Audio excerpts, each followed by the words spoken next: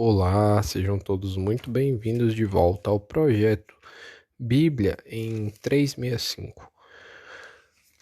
Um projeto no qual em 365 dias nós efetuaremos a leitura da Bíblia completamente. E hoje, dia 20 de janeiro de 2022, os capítulos iniciais são Gênesis capítulo 41, versículo 16, até Gênesis capítulo 42, versículo 17. Eu sou o Matheus Ramos Pro e vamos lá.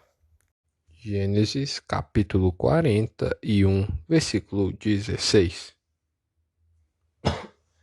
Respondeu-lhe José: Não está isso em mim, mas Deus dará resposta favorável a Faraó. Então contou Faraó a José: No meu sonho, estava eu de pé na margem do Nilo, e eis que subiam dele 7 vacas gordas e formosas à vista e pastavam no carriçal. Após estas, subiam outras vacas, fracas, muito feias à vista e magras. Nunca vi outras assim disformes em toda a terra do Egito. E as vacas magras e ruins comiam as primeiras 7 gordas. E, depois de as terem engolido, não davam aparência de as terem devorado, pois o seu aspecto continuava ruim como no princípio. Então acordei. Depois vi, em meu sonho, que 7 espigas saíam da mesma haste, cheias e boas.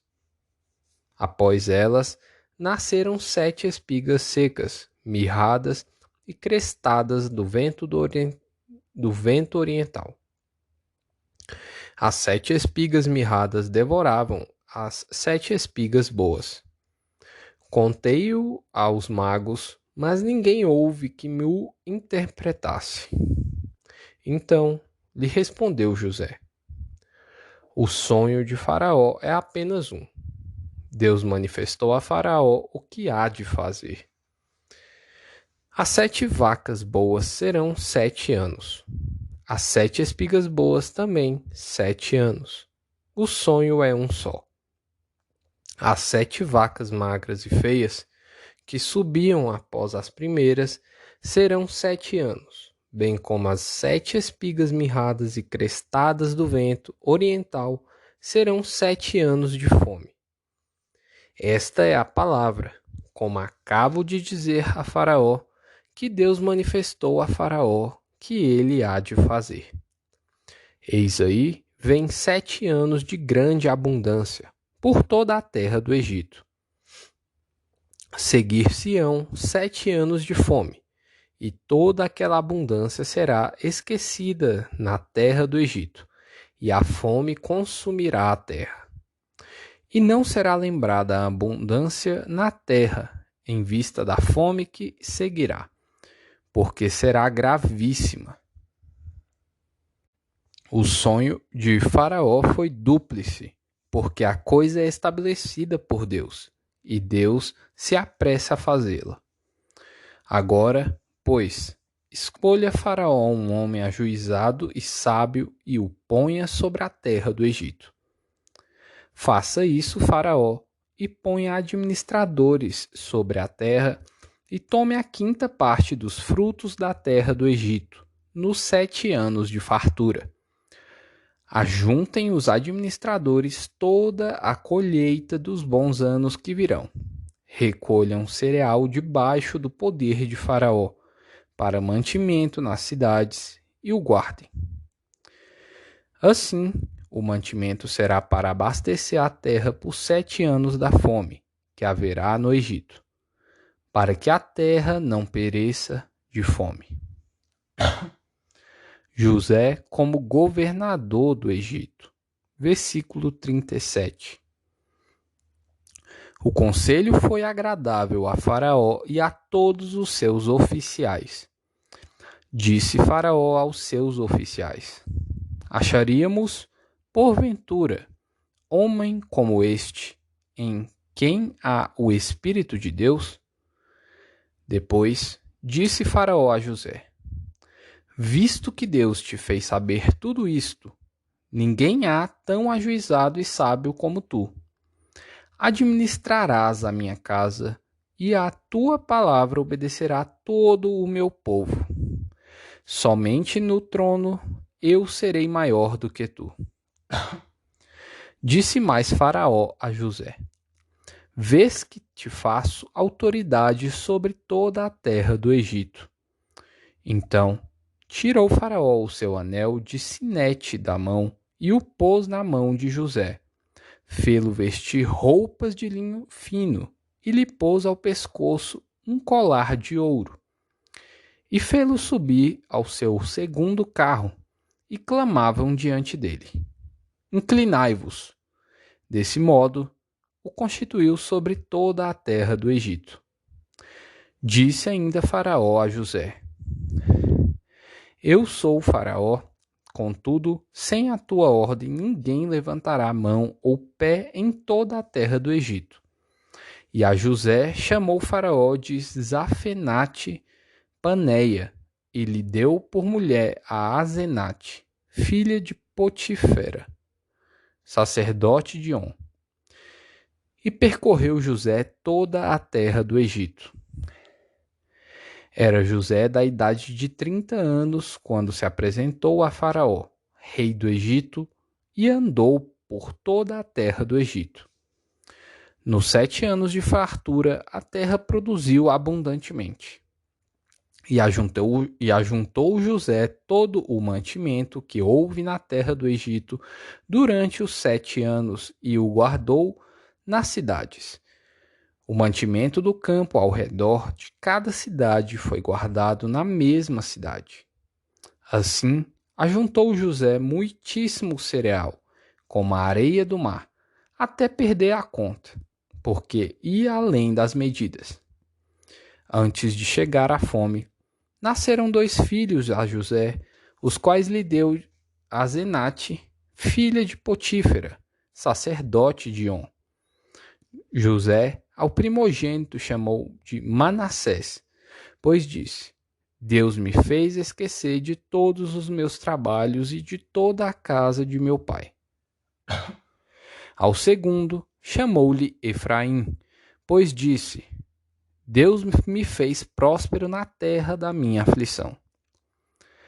Passados os 7 anos de abundância que houve na terra do Egito, começaram a vir os 7 anos de fome, como José havia predito. E havia fome em todas as terras, mas em toda a terra do Egito havia pão. Sentindo toda a terra do Egito a fome, clamou o povo a Faraó por pão. E Faraó dizia a todos os egípcios: Ide a José. O que ele vos disser, fazei. Havendo, pois, fome sobre toda a terra, abriu José todos os celeiros e vendia aos egípcios, porque a fome prevaleceu na terra do Egito. E todas as terras vinham ao Egito para comprar de José, porque a fome prevaleceu em todo o mundo. Os irmãos de José descem ao Egito. Capítulo 42. Sabedor Jacó de que havia mantimento no Egito, disse a seus filhos: Por que estáis aí a olhar uns para os outros? E ajuntou: Tenho ouvido que há cereais no Egito. Descei de lá e comprai-nos deles, para que vivamos e não morramos. Então desceram 10 dos irmãos de José para comprar cereal do Egito. A Benjamim, porém, irmão de José, não enviou Jacó na companhia dos seus irmãos, porque dizia: para não lhe suceda acaso algum desastre. Entre os que iam, pois, para lá, foram também os filhos de Israel, porque havia fome na terra de Canaã. José era governador daquela terra. Era ele quem vendia a todos os povos da terra. E os irmãos de José vieram e se prostraram rosto em terra perante ele. Vendo José a seus irmãos, reconheceu-os, porém não se deu a conhecer. E lhes falou asperamente e lhes perguntou: De onde vindes? Responderam: Da terra de Canaã, para comprar mantimento. José reconheceu os irmãos, porém eles não o reconheceram. Então se lembrou José dos sonhos que tivera a respeito deles e lhes disse: Vós sois espiões e viestes para ver os pontos fracos da terra. Responderam-lhe: Não, senhor meu, mas vieram os teus servos para comprar mantimento. Somos todos filhos de um mesmo homem.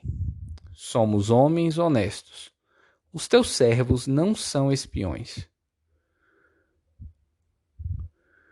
Ele, porém, lhes respondeu: Nada disso. Pelo contrário, viestes para ver os pontos fracos da terra. Eles disseram: Nós, teus servos, somos 12 irmãos, filhos de um homem na terra de Canaã. O mais novo está hoje com nosso pai, outro já não existe. Então lhes falou José: É como já vos disse, sois espiões. Nisto serei provados. Pela vida de Faraó, daqui não saireis, sem que primeiro venha o vosso irmão mais novo. Enviai um dentre vós que traga o vosso irmão. Vós ficarei detidos para que sejam provadas as vossas palavras, se há verdade no que dizeis. Ou se não, pela vida de Faraó, sois espiões. E os meteu juntos em prisão 3 dias. Mateus capítulo 13, versículos 24 até o 46. A parábola do joio. Outra parábola lhes propôs, dizendo: O reino dos céus é semelhante a um homem que semeou boa terra, semeou boa semente no seu campo. Mas, enquanto os homens dormiam, veio o inimigo dele, semeou o joio no meio do trigo e retirou-se. E, quando a erva cresceu e produziu fruto, apareceu também o joio. Então, vindo os servos do dono da casa, lhe disseram: Senhor, não semeaste boa semente no teu campo? De onde vem, pois, o joio? Ele, porém, lhes respondeu: O inimigo fez isso. Mas os servos lhe perguntaram: Queres que vamos e arranquemos o joio? Não, replicou ele, para que, ao separar o joio, não arranqueis também com ele o trigo. Deixai-os crescer juntos até a colheita, e, no tempo da colheita, direi aos ceifeiros: Ajuntai primeiro o joio, atai-o em feixes para ser queimado, mas o trigo recolhei-o no meu celeiro. A parábola do grão de mostarda, versículo 31. Outra parábola lhes propôs, dizendo: O reino dos céus é semelhante a um grão de mostarda que um homem tomou e plantou no seu campo, o qual é, na verdade, a menor de todas as sementes e, crescida, é maior do que as hortaliças e se faz árvore, de modo que as aves do céu vêm aninhar-se nos seus ramos. A parábola do fermento, versículo 33. Disse-lhes outra parábola: O reino dos céus é semelhante ao fermento que uma mulher tomou e escondeu em 3 medidas de farinha, até ficar tudo levedado. Porque Jesus falou por parábolas. Versículo 34. Todas estas coisas disse Jesus às multidões por parábolas, e sem parábolas nada lhes dizia, para que se cumprisse o que foi dito por intermédio do profeta. Abrirei em parábolas a minha boca. Publicarei coisas ocultas desde a criação do mundo. A explicação da parábola do joio. Versículo 36. Então, despedindo as multidões, foi Jesus para casa. E, chegando-se a ele, seus discípulos disseram: Explica-nos a parábola do joio do campo. Ele respondeu: O que semeia boa semente é o Filho do homem. O campo é o mundo. A boa semente são os filhos do reino. O joio são os filhos do maligno. O inimigo que o semeou é o diabo. A ceifa é a consumação do século, e os ceifeiros são os anjos. Pois, assim como o joio é colhido e lançado ao fogo, assim será na consumação do século. Mandará o Filho do Homem os seus anjos, que ajuntarão do seu reino todos os escândalos e os que praticam a iniquidade, e os lançarão na fornalha acesa. Ali haverá choro e ranger de dentes. Então os justos resplandecerão como o sol no reino de seu Pai. Quem tem ouvidos para ouvir, ouça. A parábola do tesouro escondido, versículo 44. O reino dos céus é semelhante a um tesouro oculto no campo, o qual certo homem, tendo-o achado, escondeu. E, transbordante de alegria, vai, vende tudo o que tem e compra aquele campo. A parábola da pérola, versículo 45.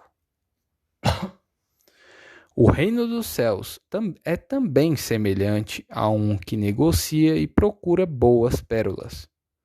E, tendo achado uma pérola de grande valor, vende tudo o que possui e a compra. Salmos capítulo 18, versículos 1 ao 15. Vitória e domínio. Eu te amo, ó Senhor, força minha. O Senhor é a minha rocha, a minha cidadela, o meu libertador, o meu Deus, o meu rochedo em quem me refugio. O meu escudo, a força da minha salvação, o meu baluarte. Invoco o Senhor, digno de ser louvado, e serei salvo dos meus inimigos. Laços de morte me cercaram, torrentes de impiedade me impuseram terror. Cadeias infernais me cingiram, e tramas de morte me surpreenderam. Na minha angústia, invoquei o Senhor, gritei por socorro ao meu Deus. Ele do seu templo ouviu a minha voz, e o meu clamor lhe penetrou os ouvidos. Então a terra se abalou e tremeu.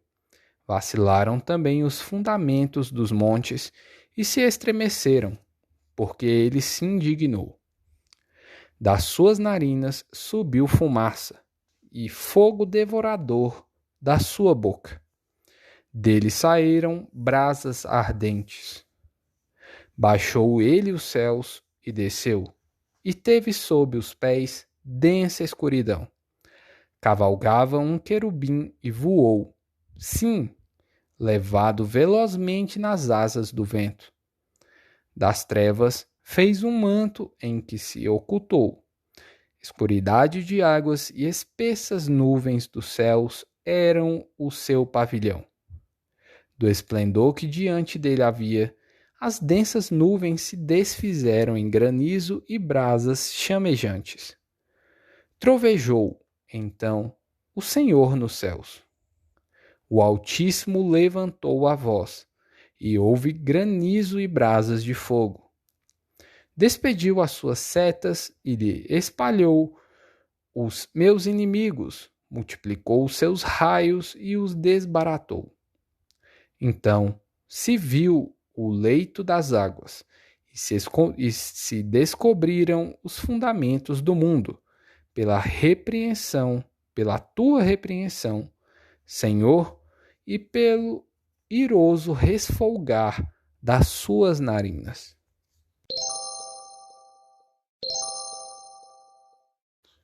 Provérbios capítulo 4, versículos 1 ao 6. Exortação paternal. Ouve, filhos, a instrução do Pai, e estai atentos para conhecerdes o entendimento. Porque vos dou boa doutrina.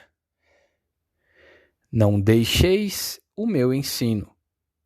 Quando eu era filho em companhia de meu pai, tenro e único diante de minha mãe, então ele me ensinava e me dizia: retenha o teu coração as minhas palavras. Guarda os meus mandamentos e vive. Adquire a sabedoria, adquire o entendimento e não te esqueças das palavras da minha boca, nem delas te apartes. Não desampares a sabedoria, e ela te guardará. Ama-a, e ela te protegerá. E aí, o que você achou desse episódio, mais esse belo episódio? Qual a parte mais te tocou? Sempre peço, coloca aí nos comentários. Isso edificação para você mesmo. Você colocar. Tá bom? Lesh Lihar.